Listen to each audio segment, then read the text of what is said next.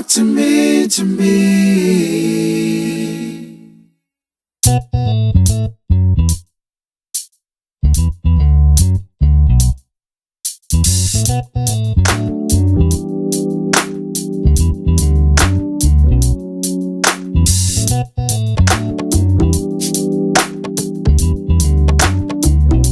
Majestic talks. Come and talk to me.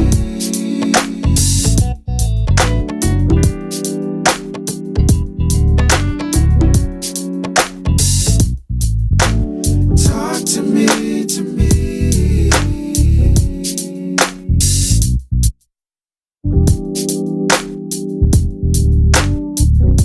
Majestic talks.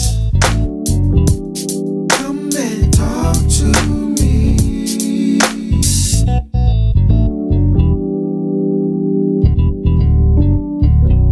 Majestic talks. Come and talk to me.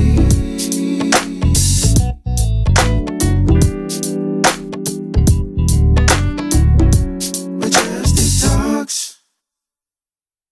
Come and talk to me, to me. Hello, everybody, and welcome to the Majestic Talk Show. I'm your host, Latasha Morgan, certified Christian life coach, certified professional life coach, board certified master Christian mental health coach, and a whole lot of other good stuff.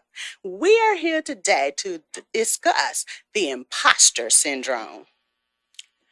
Today we have two guests with us, Siobhan Cunningham. Hello.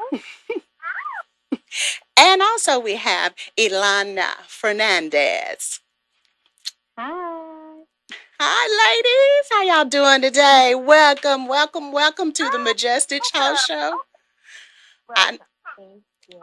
I know I sound really excited because I am, and I've been that way for a little while now. But I'm really excited about this show. Siobhan is from the International Association of Women that I'm a part of. And Elayna Fernandez is from the self-made community that I'm a part of. So Elayna is in California, while Siobhan is all the way in Alaska, where it's cold at. I'm actually not too far from California. Well, you way away from me. Okay, both of you.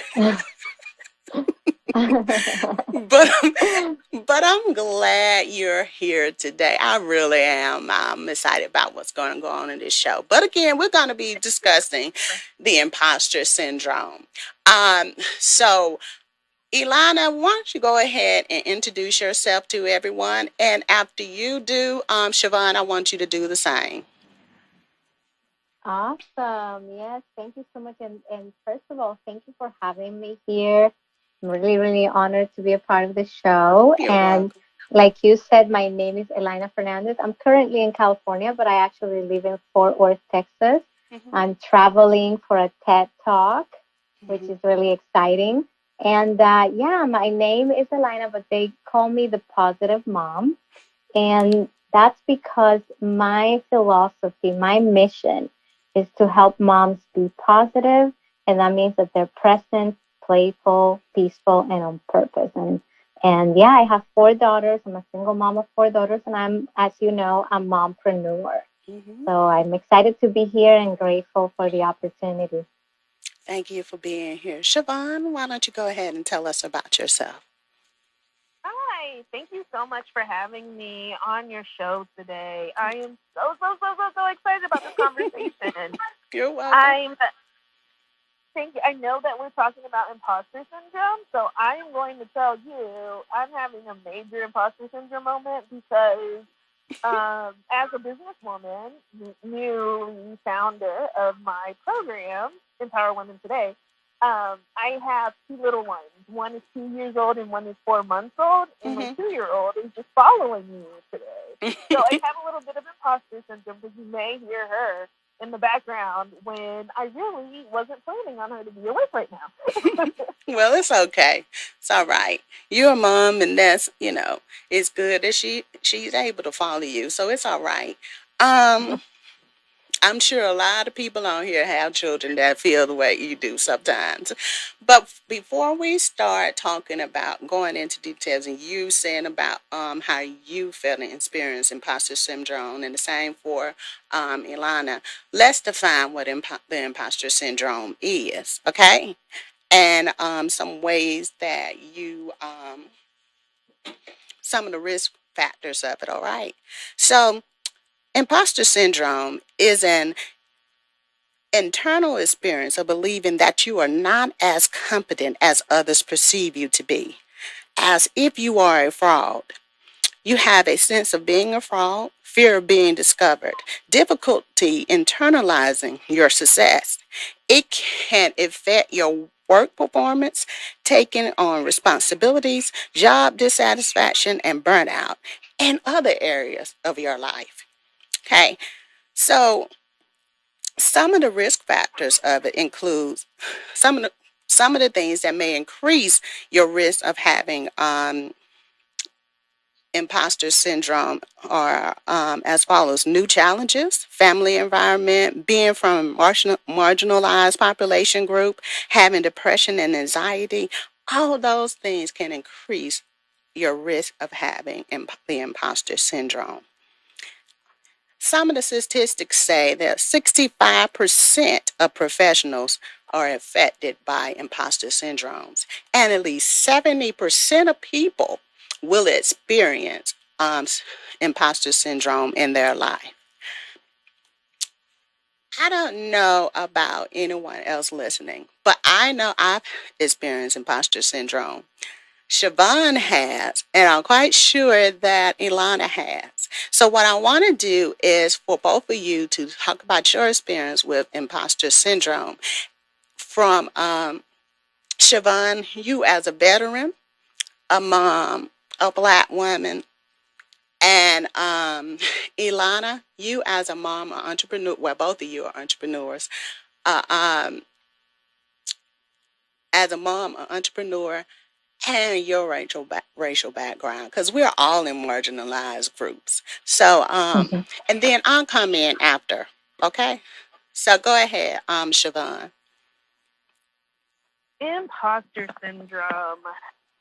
This is such a layered topic because when I first thought about how I show up in the world, it's always from the lens of who is looking at me. Like, how do I think other people will perceive me? And from that perspective, oh my goodness, the military has so many expectations on you, and then you're in the uniform, and there's just so many ways that you're supposed to present in those environments as opposed to your private life. And there's always someone to check and make sure you're doing it right. And so when I got out of the military, I had huge imposter syndrome because no one was checking and double checking and triple checking the things I was doing in my business to make sure I was doing them right. So then I thought, well, I'm going to fail, and failure's the worst. And what if they find out I'm not as smart and not as capable and not as confident as they think I am? And that was really the biggest challenge for me to even starting a business, was just not believing that who I am outside of the uniform, without the rank, without the licensed clinical social worker, who am I just as a person, and why is that so important to share in the world? That's what I got. Thank you, Siobhan. Elayna, how about you? Yeah, I can't wait to hear Siobhan and listen to the show. But, for me, I am very clear that experiencing imposter syndrome goes back to childhood. And that's why being a mom, I have become really aware of it, because as a mom of color and growing up in a place where systemic racism is really latent, we know that the way that we are perceived usually and the things that are told to us in childhood, like you won't amount to anything or you can't do anything right, or, we're children are not available or not worthy of being listened to. So all those things that we hear in childhood really stay in our head. And no matter how much we achieve, no matter how far we go, then that really resonates with us most. And I started to notice it when after growing up in a slum, Mm-hmm. I actually went to university and I achieved so many wonderful things at a young age, and so many awards, so many scholarships, so many, beautiful accolades. And I couldn't really feel like I was a success because the conversation between my ears was like, you're not worth it. You're Mm-hmm. not worthy and you don't deserve to be here. Why are you even here? If only they knew where you come from or who you are, they wouldn't give you these accolades. They wouldn't give you these medals. They wouldn't give you these awards. So really, there's a disconnect because of our own sense of deserving and Mm-hmm. our own sense of worthiness. So for me, imposter syndrome, starts in childhood, educating our daughters, educating our sons, educating our children, and letting them know that they deserve that to be where they're at, they belong. And that is the hardest because even when we teach them that, and I've seen it with my own children, with are multicultural, even when we teach them that, they're going to encounter those places where they're being isolated or they're being rejected because of their background, their racial ethnicity, or their background as daughters of an immigrant. Mm-hmm. So it starts inside, but we also have a responsibility to have those conversations in our communities where we are more diverse, we are more inclusive, so that we can internalize that success. And again, it starts within, because I'll tell you why. It is very important for us to tell ourselves every day an affirmation that we are worthy, that we are enough, that we really deserve the good things that come to us.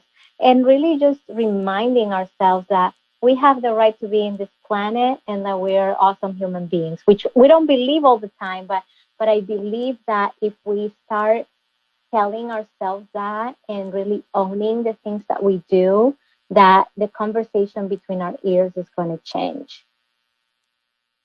That is so true. That is so true, Elayna. That is so true. And the thing is, imposter syndrome it is more likely for women of color to experience um, the imposter syndrome than anyone else.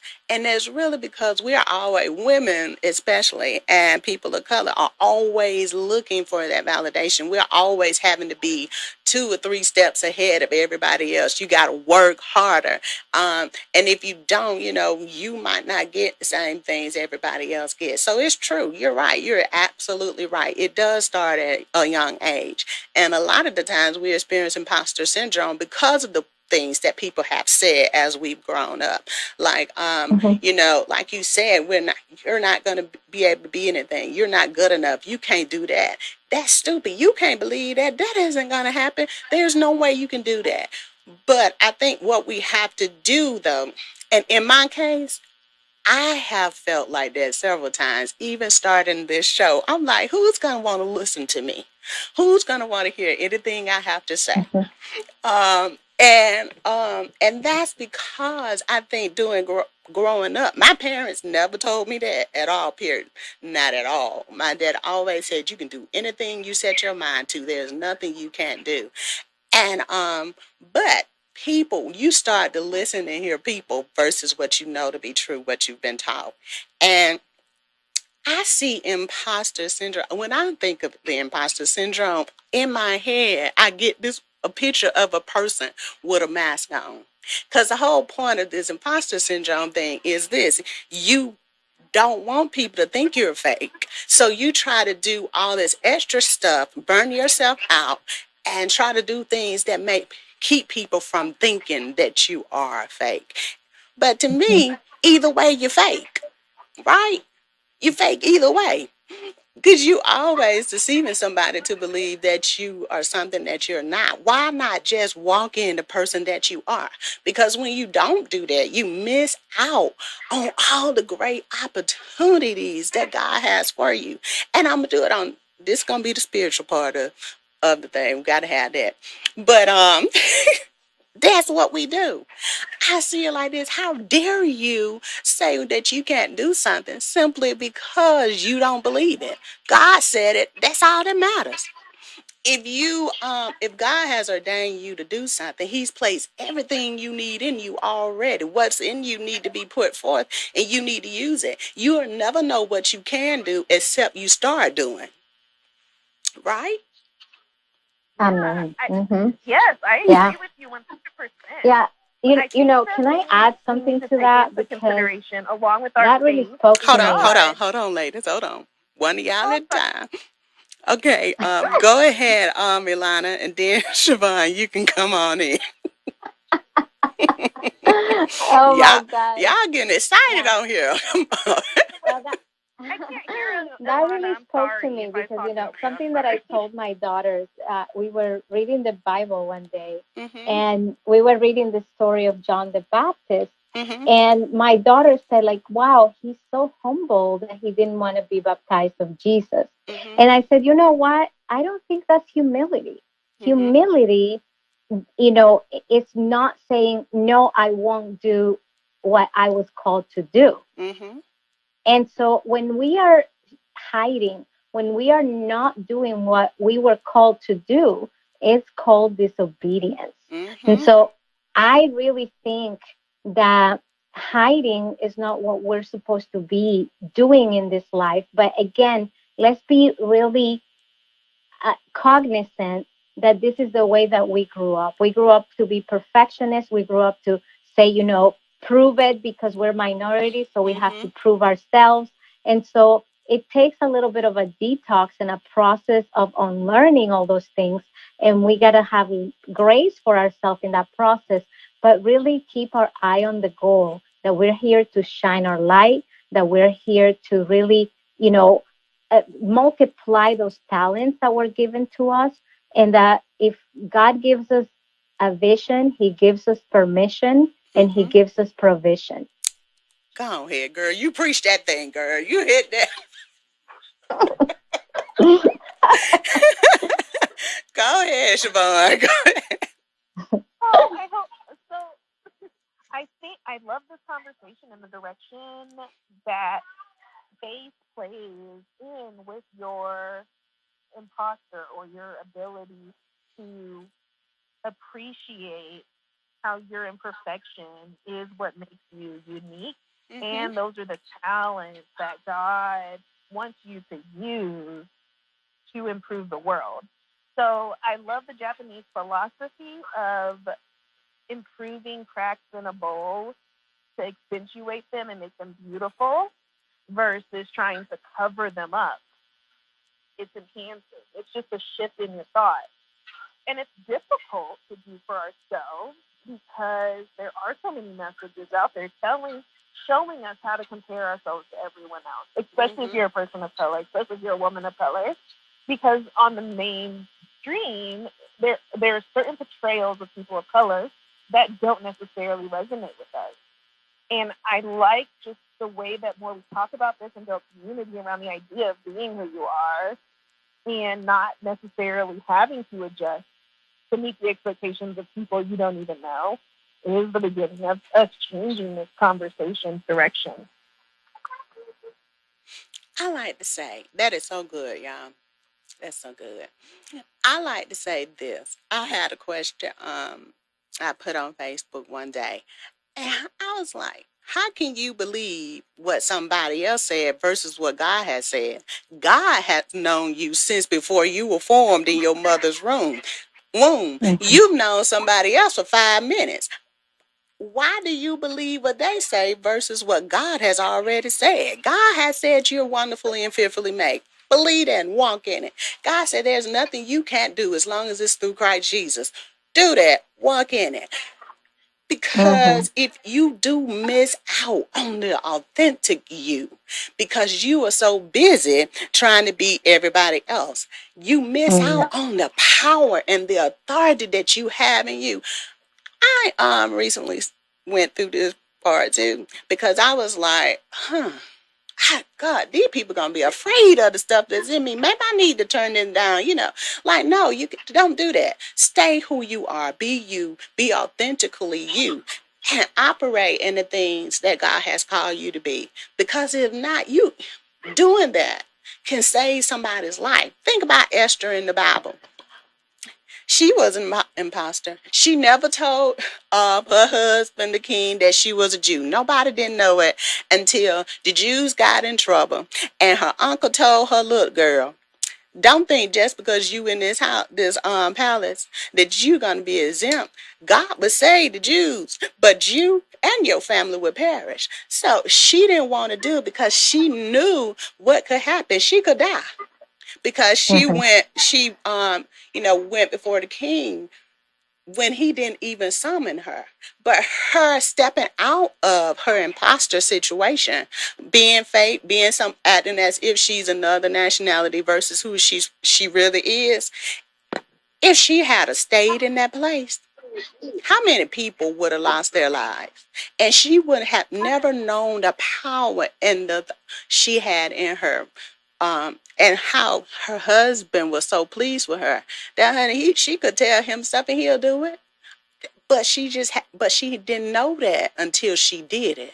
You understand what I'm saying? You don't know what you can do until you do what you're supposed to do. You'll never know. If you want to continue to go in the same pattern and not be who God has called you to be, I'm sorry, but you're going to lose out on a whole lot of stuff. And not only will you lose out, but the people that God has called you to be a light and give them what God has put in you, those people he's called you to, they will also miss out. Yeah. Yeah. I like this quote that says, this is so good. Oh my gosh, I'm in chills. That says, I don't need to be nervous when I am in service. Mm-hmm.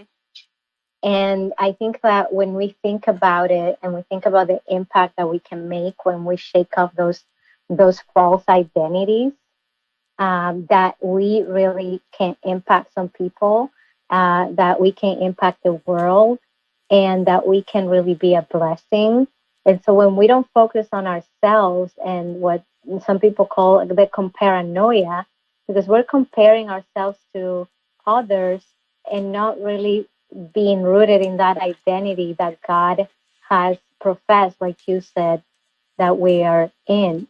And so I think that it takes that. That's why I say that has nothing to do with humility. And actually, it's selfish. It's selfish if we don't share our gifts with the world.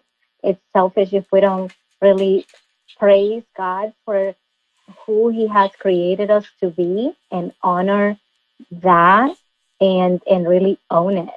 So again, I know that we have been raised to believe false things about ourselves and about who we are. And yes, we can change that. We can shift that. We can shift that awareness and we can be cognizant every day of the essence of who we are and the purpose that we're here to fulfill. So, what would you tell people to do? What things do you think people can do in order to overcome imposter syndrome? I don't want to over talk, but for me, it really helps me to remind myself who I am, who I was created to be, and it started with my daughters. That's why being a mom and being a mompreneur has taught me so much about imposter syndrome, because I need to be very aware of the example of what I'm modeling for my kids. Mm-hmm. And so in staying in integrity with that, I have learned to celebrate every tiny step, just like I celebrate them, because one thing is what I tell them, but if I'm doing another thing, I have noticed that they listen to my actions, not to my words. Mm-hmm. So what have I done? I have modeled for them what it's like to pursue my purpose, what it's like to celebrate tiny little steps, celebrate myself, celebrate and praise, and also to affirm myself every day. Mm-hmm. So to remind myself who I am. And it doesn't matter whether you do it in the mirror, whether you do it in your prayer time, whether you write it on your journal, but have some kind of outlet that reminds you who you are, because the world is going to tell you a lot of things about you, but you can actually take that ownership. You can study the word and really recognize what has been said about you and tell yourself those things every single day through affirmations, through celebration, and through taking those little steps that maybe you wouldn't have taken. And so to summarize, you know what I like to say? Don't self-reject. Mm-hmm. Don't self-reject. Take those risks. And if somebody says no, well, they said no, but don't say no to yourself before you even apply for the opportunity, before you even ask for the sponsorship, whatever that is for you, try it. Don't self-reject. Don't say, who am I to do this? Who am I not to do this is the right question. Mm-hmm. Good. Thank you so much. Siobhan, what about you? What ways do you think people can overcome the imposter syndrome? Yeah, this one is difficult because some level of imposter syndrome is natural. Anxiety, you know, fear of being called out as a liar, a fraud, a failure.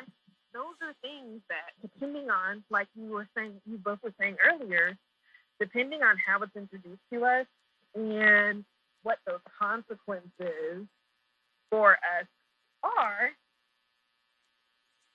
it's going to show up because there's uncertainty in the world, period. No one knows what other people are going to do, what's going to happen.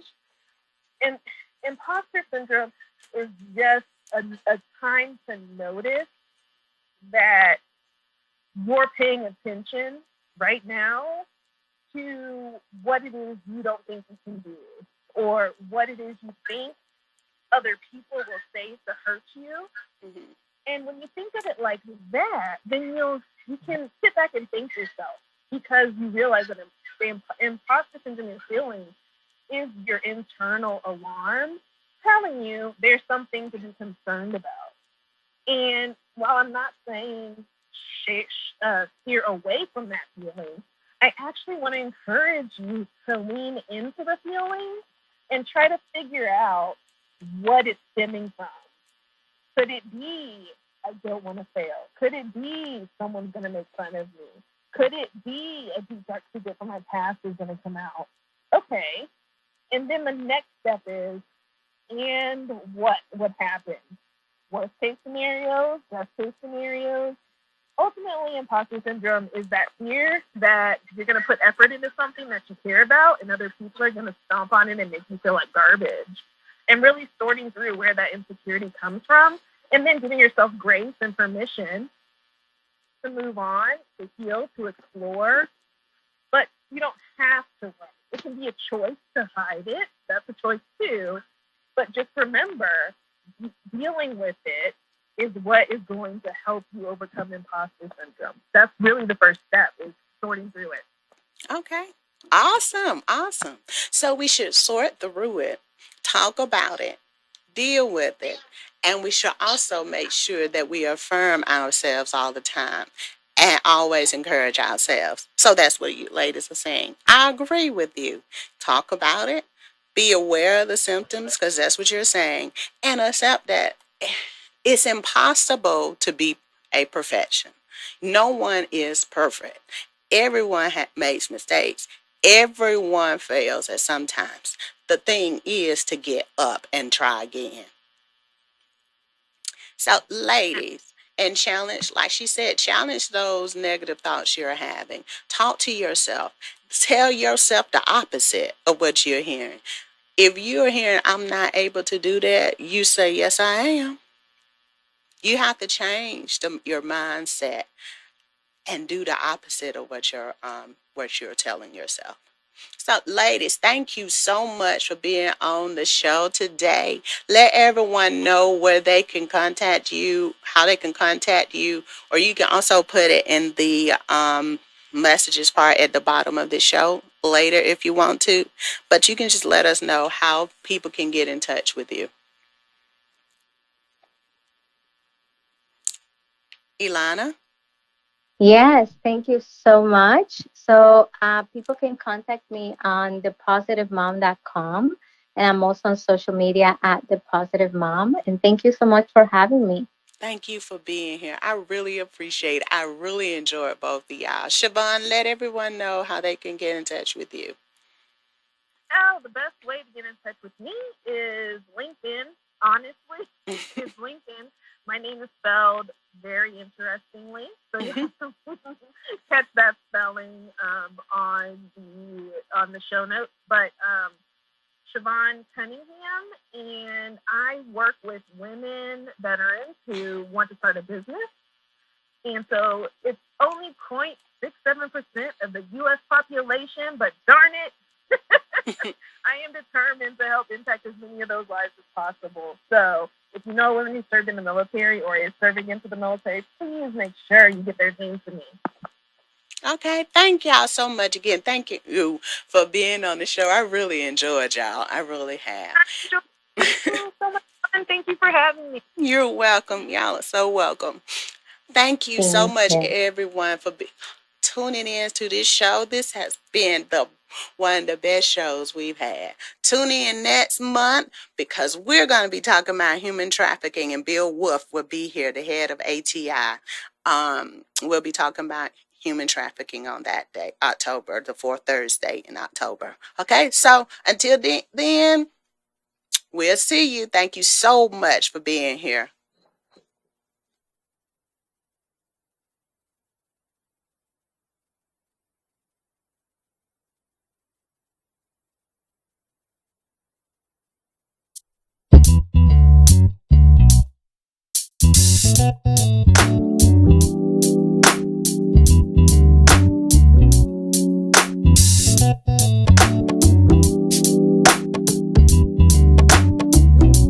Majestic talks.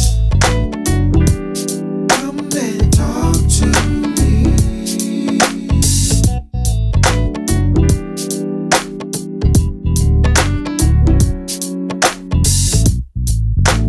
Talk to me, to me.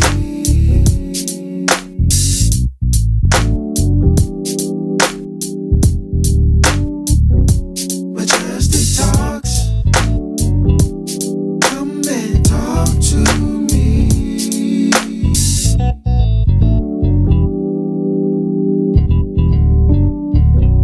Majestic talks. Come and talk to me.